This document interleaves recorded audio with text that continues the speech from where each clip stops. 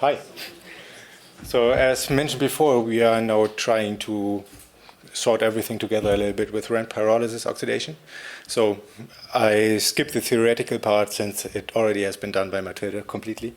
And we are just jumping directly into Ramped Pyrolysis, which is basically the same as your first steps. Since we are doing everything under anoxic conditions, we are having a continuous temperature ramp on our samples and seeing only the CO2 evolution of our sample. So we are not having carbon monoxide and as well as hydrocarbons.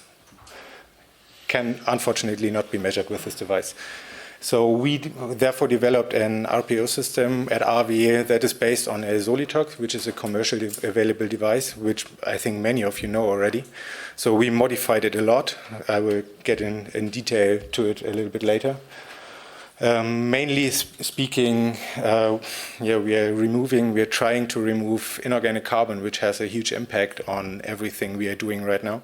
Since we are usually doing marine science and marine sediments, we have a little bit better comparison than now for soils that have completely different compositions, but I think all of you know that a little better than I do. Exactly. So our whole system works for the duration of pyrolysis without any kind of oxygen. So we measured that and there's nothing in there anymore. If there would be so, then it would have a huge impact on our whole thermogram. I have some data for that I'm not allowed to show here. But if you want to see something for that regard, then just approach me afterwards. So on the bottom side, you can see an example for a sediment core. So that's what we're usually working on. This is from Svalbard, taken last year, something else. So this is the basic schematics from the operating manual from Elementar Solitok that has been modified. I'm not going completely into detail since that might be a discussion part for the next day or maybe afterwards. We changed carrier gas volumes, dead volumes, all the gases, how they behave in the system. So it's a major modification there, which means that we are not allowed to, in publications, to call it Solitok anymore. It's a modified Solitok. That's what we agreed with Elementar on. So there was when we developed this method, they were quite strongly involved and they assisted us a lot. And I think Dr. Fabian Alt might be around tomorrow as well. He might be a good address for further questions. So I will just show you the last position, the modified reactor and the methods. I will get a little more into detail because that might have an effect on everything we are doing.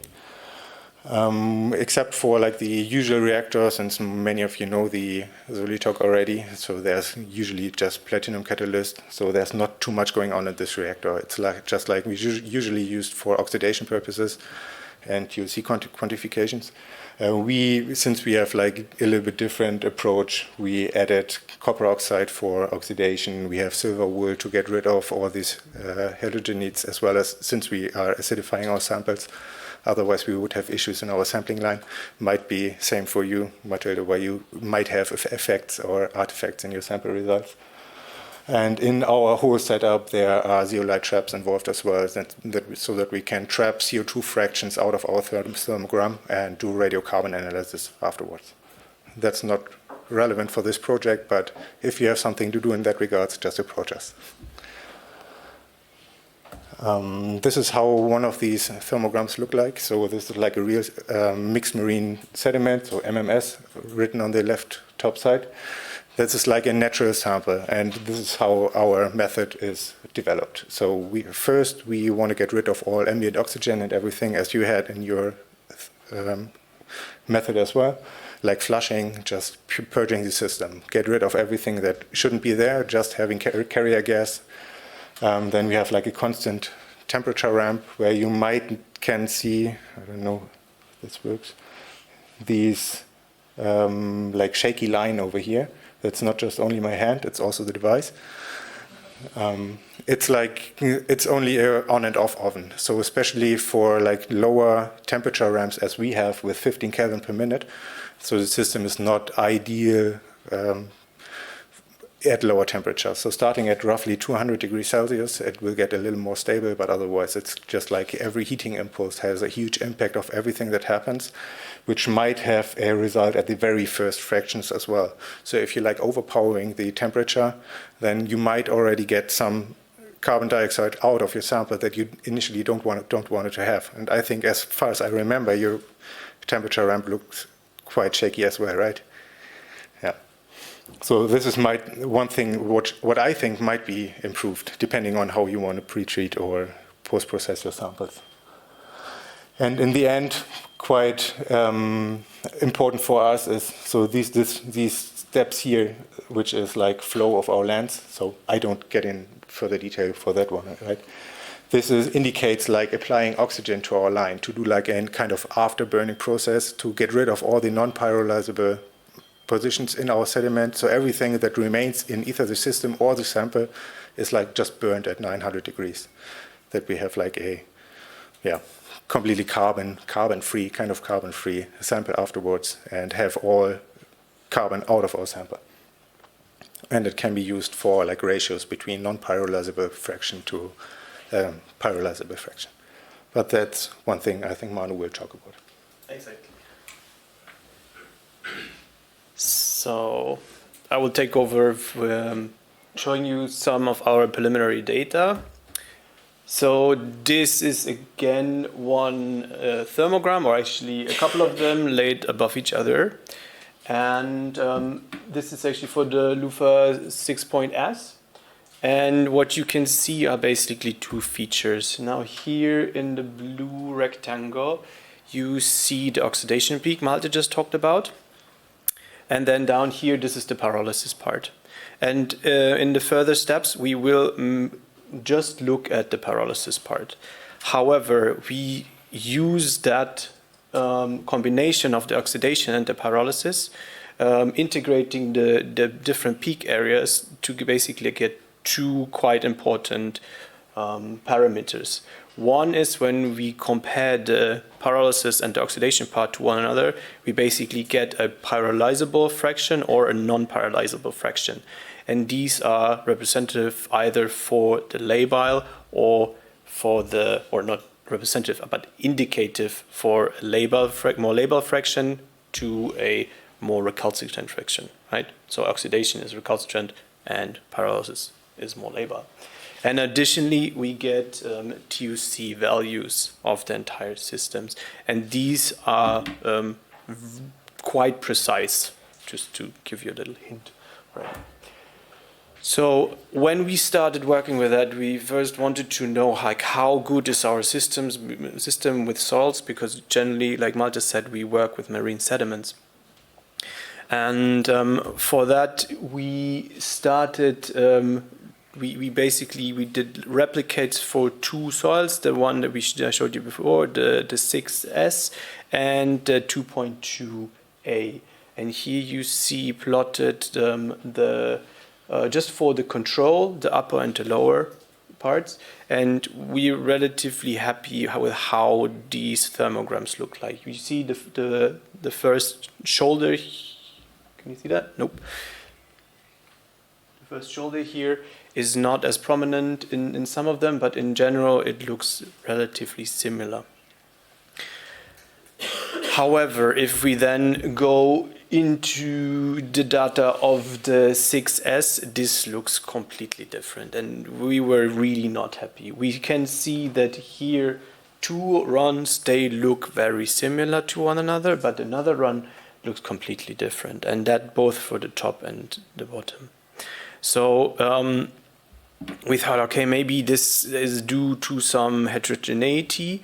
And what we basically did then next is we tried to figure out if when we can increase the size of our sample, if we can basically get rid of the heterogeneity, right? So that if there is like a little coprolite or whatever in there that we sample, that this does not change everything, right?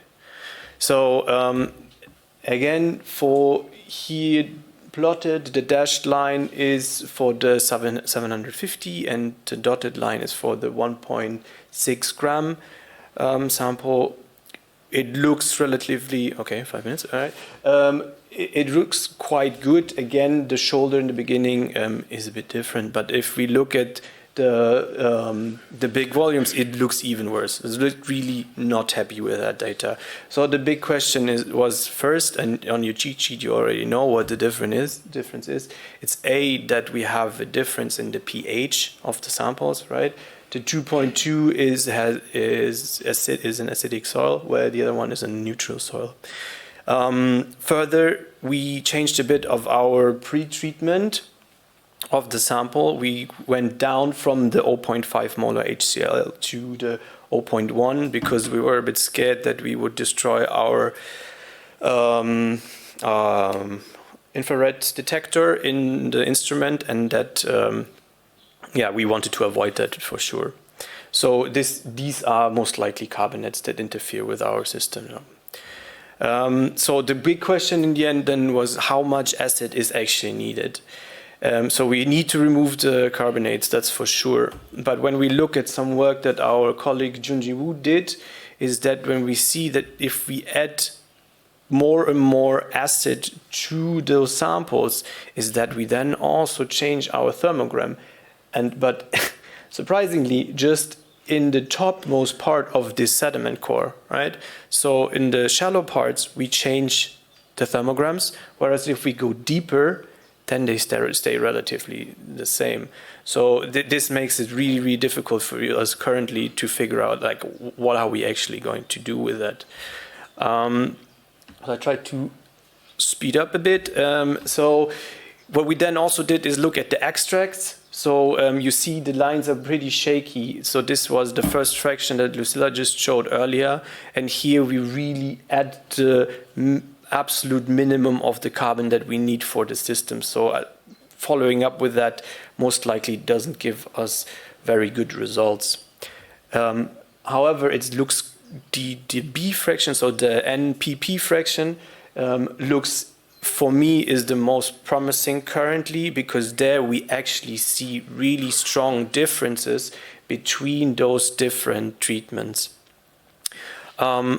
But looking just at the thermograms is one thing that we see a difference, but for me it's generally, or for us it's generally nice that can we have the quantitative assessment on that.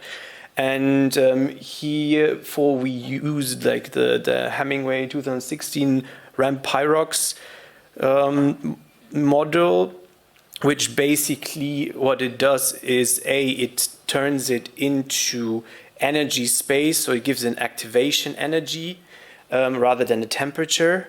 And B is that it calculates the average peak, basically, so the temperature or the energy range there, and its standard deviation, so the heterogeneity and how early the average compound will be turned into CO2. So we did that. And if we just look at the data on the right of these plots, that's where we didn't do replicates, then it looks really nice. But if we do replicates, it looks relatively messy for the mean. This is what we get, and the standard deviation, that's what we get from the Hemingway script. But what makes me relatively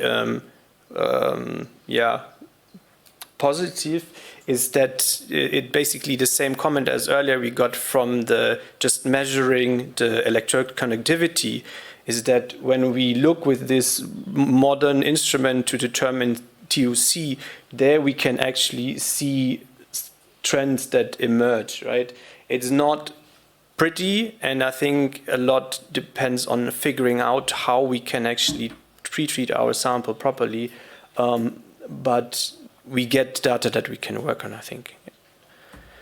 So the outlook that we want to do in the future is adjust for our acids. So fumigation, for example, would be a possibility. So we don't put drops of acid on top, but we put it under an acid atmosphere. Or test it, but here basically we have 50 individual samples where we have, in the end, we would need to test that all along, right? And for everyone, and everyone single treatment, and that would be an issue, like super time consuming. Then try the different methods that are already DIN certified by the Elementar.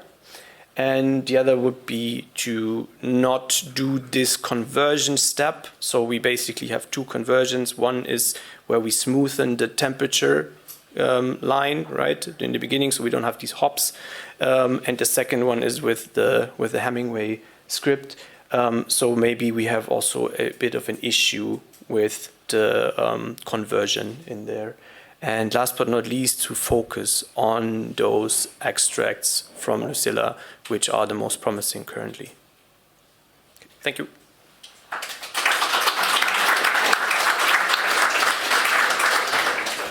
Thank you. Do we have questions?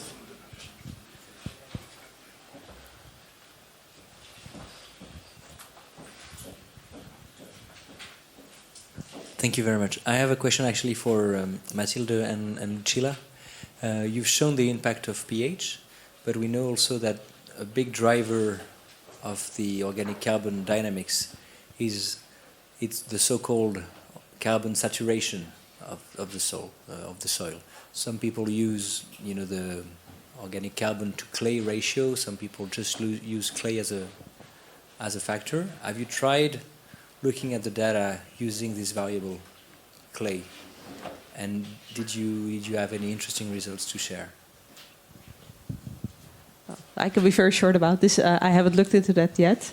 I think it could definitely be interesting to investigate if we, to start with, are very far from that saturation, yes or no. But I haven't done so yet. Same answer for me, actually. So we have not done it, but indeed I think it's an interesting piece of the puzzle that could give us hints. If you have more questions for Lucilla and Mathilde, please come forward. More questions?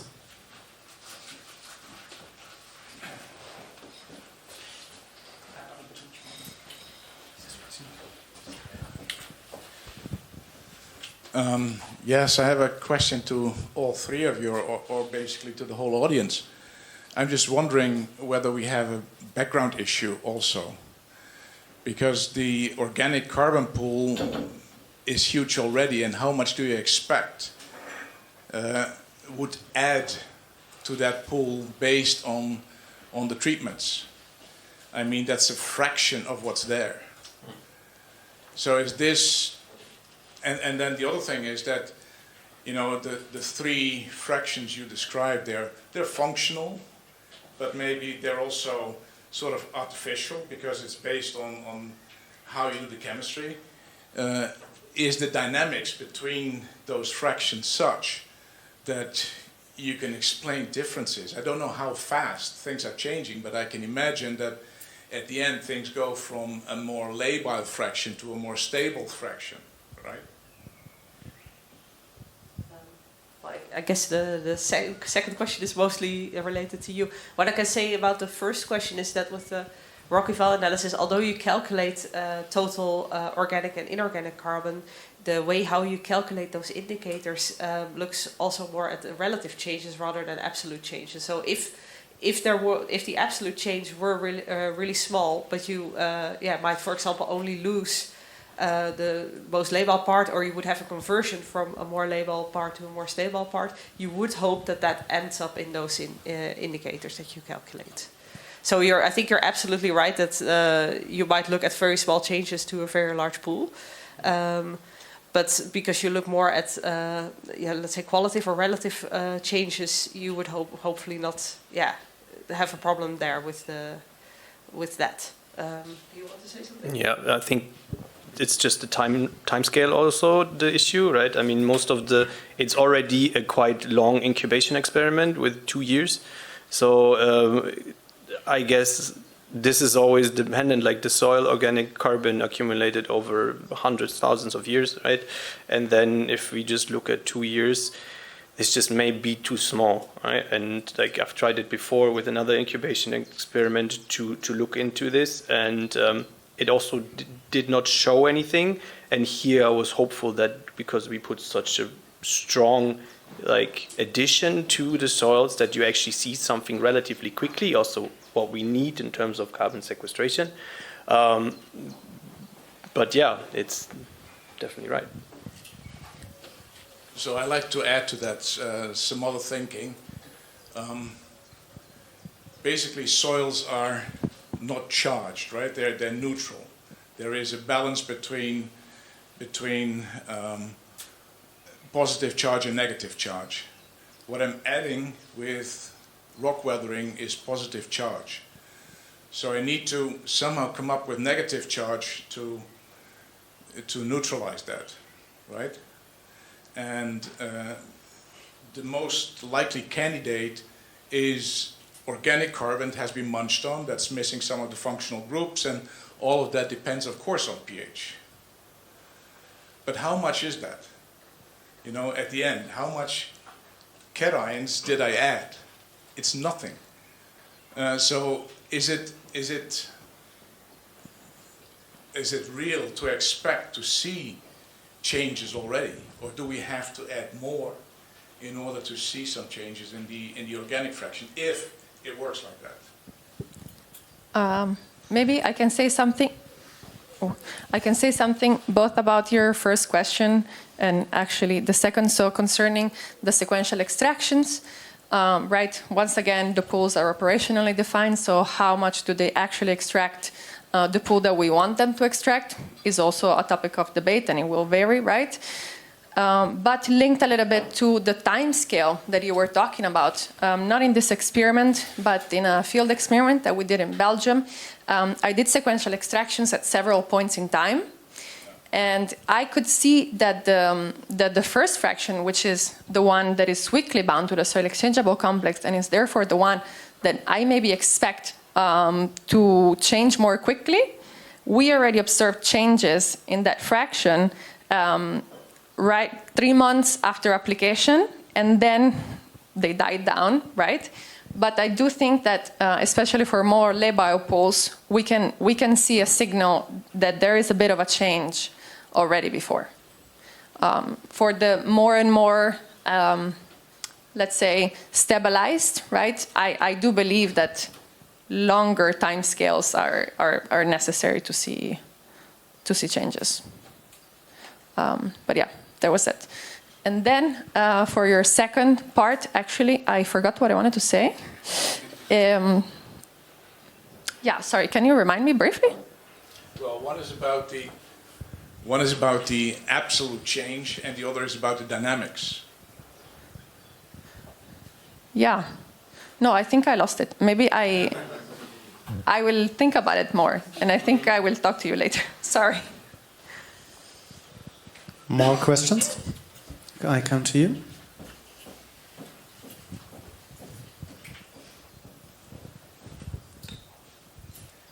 So I'm really no expert in the soil organic matter domain. Maybe Markus can also tell more about this. But from what I typically hear is this POM versus MAOM fraction. And from all the methods being presented, is there a kind of easy proxy what fraction there would be equivalent to the POM and to MAOM, or is it completely different worlds? Should I? Okay, so in the sequential extraction, some of the methods do density fractionation beforehand to separate and then do the sequential extraction on the MAOM already. In the case of what I did not do a density fractionation beforehand, but given actually, so the same field experiment that I was talking about before, the speed at which some of this pool changes, I think that in the organic matter that is maybe weakly bound to the soil exchangeable complex, or that changes fast, I think that's how maybe you can tell what is particulate and what is instead MAOM that you expect to change more slowly. So I think you can get some Yeah, and if I could follow up, if you have in the Rock-Eval, you can calculate these I and R indices. They are somehow linked to what is more mineral-associated organic matter and what is more fresh plant litter, so POM. But I would fully agree with you that my next recommendation would be do a density fractionation on the soil samples. Yeah, we have actually done that in a different project that's currently going on. These are Oder River catchment samples. And our colleague from Potsdam, she did the density fractionation, and we looked at the thermograms there, also at the pyrolyzable, non-pyrolyzable fractions. And at least in these like paleo soils, it's surprising because they look very similar, both from a MAO and MAOM and POM fraction, which should not be in theory, but nevertheless, they look extremely similar.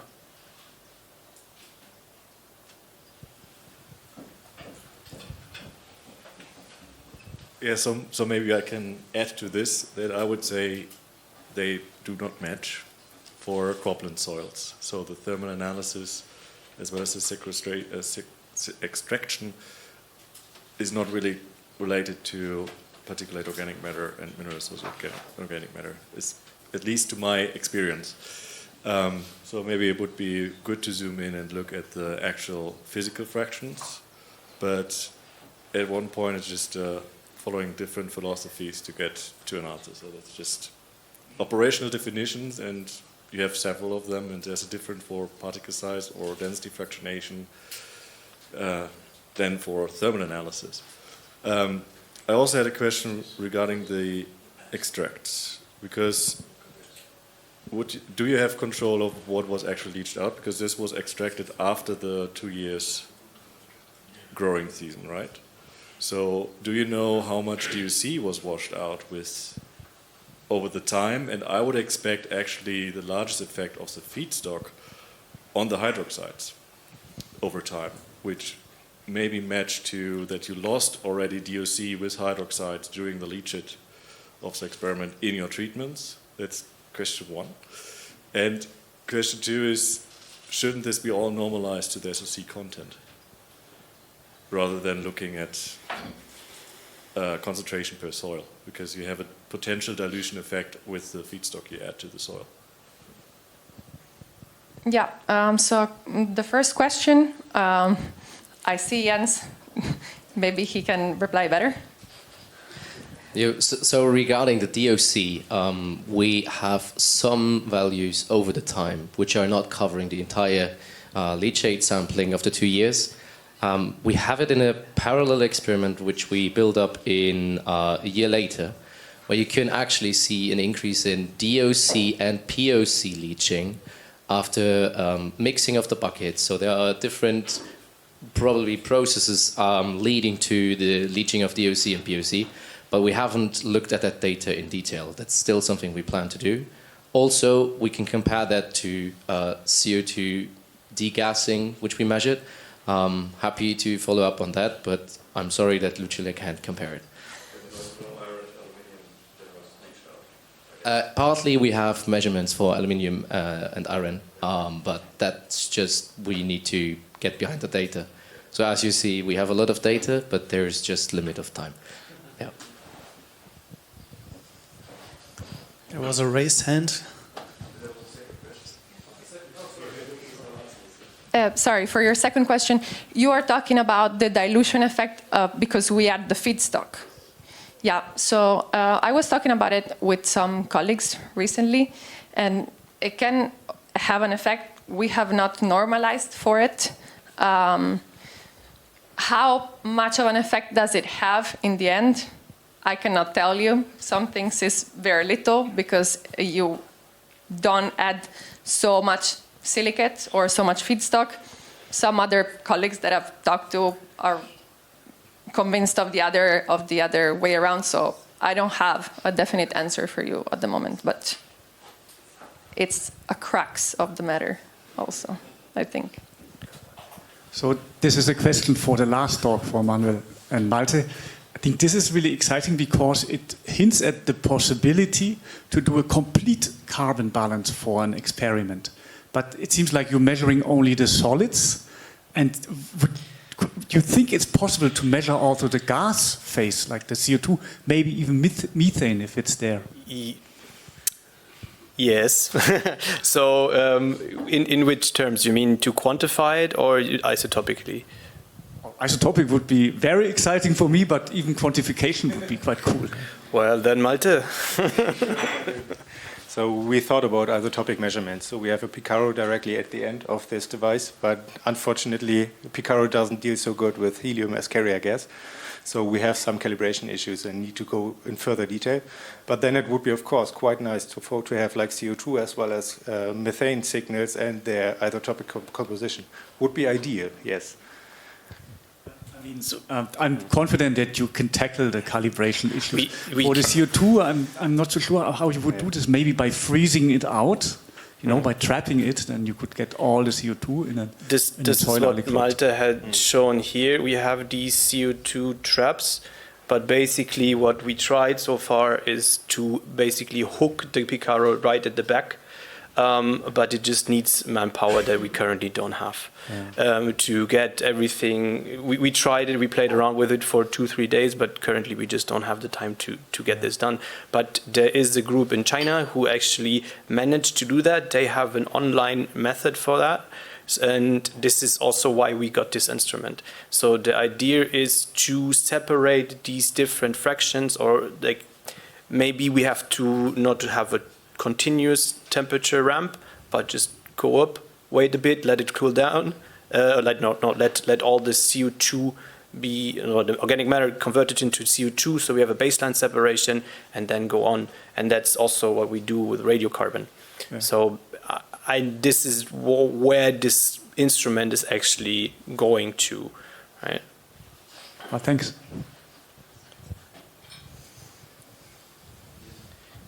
I actually just have a general thought which might affect all this and maybe goes in the direction what Jelle already mentioned. I think with the experimental setup there's actually at least a double effect that is looked here at. Because the soils, as far as I understand, were previously mainly croplands and are very low in carbon already.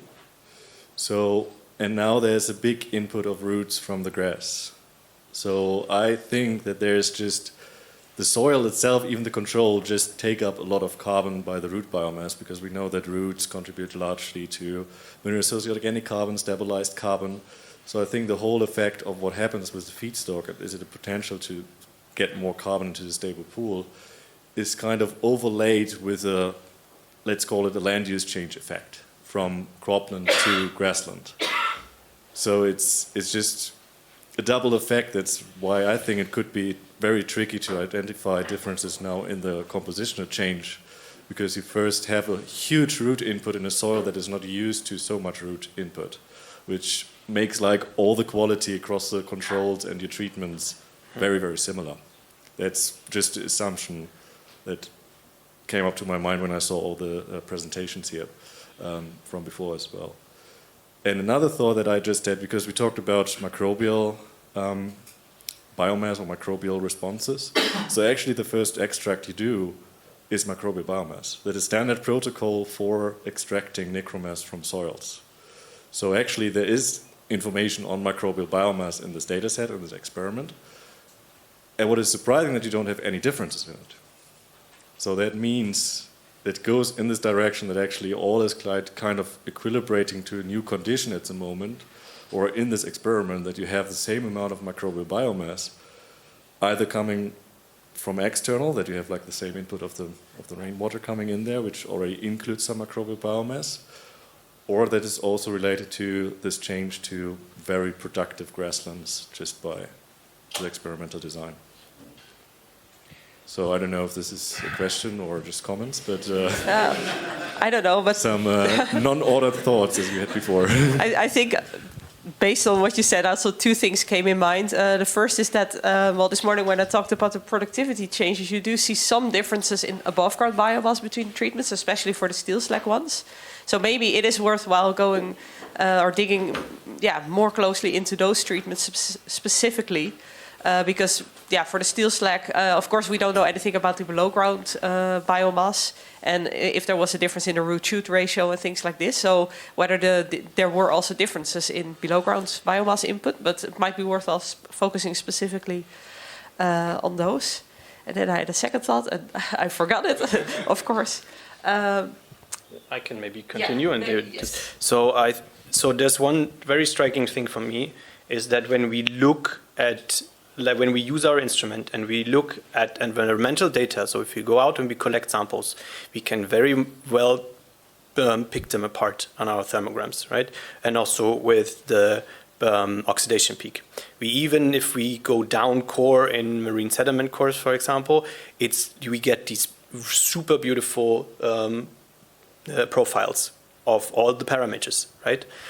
But if we look at now this incubated material, it's messy, right? And I've done an incubation experiment in the past where I tried this too, not with this instrument, but the one in Woods Hole, and it was the same problem. And this reminds me a bit on like this wetland ecology issue, is that when you try to, when everything is disturbed, it just needs so much time to get into a steady state where you actually then see what actually happens there. And everything in between is just not as it should be.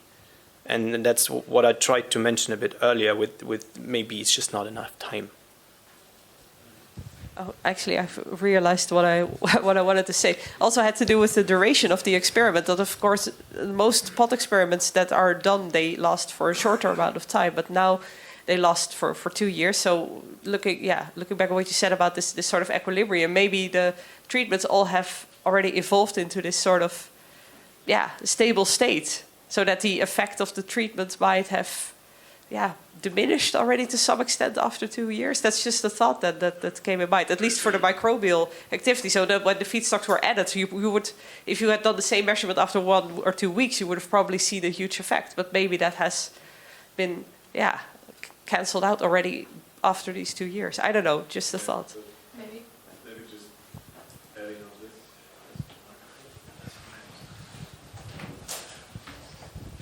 Yeah, so what we know from long-term observation in the field is that when you have a land use change from a cropland to a grassland, the kind of new equilibrium takes 100 years by itself.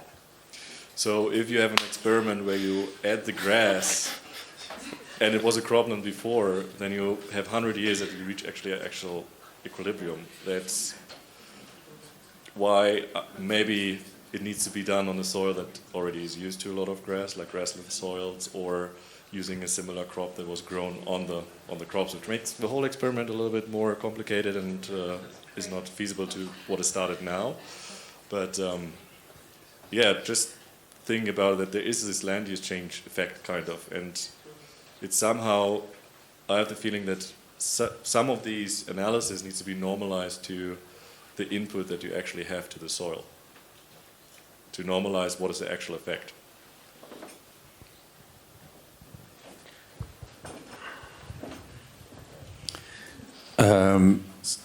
Maybe this was answered and I missed it, but quite a large number of presentations today have talked about steel slag, and it sounded like everyone was talking about the same thing. Is there one steel slag note we're talking about? We're talking about multiple steel slags? It's one thing, okay. And that was procured by CDI for the purposes of these experiments, or okay, so it's a single.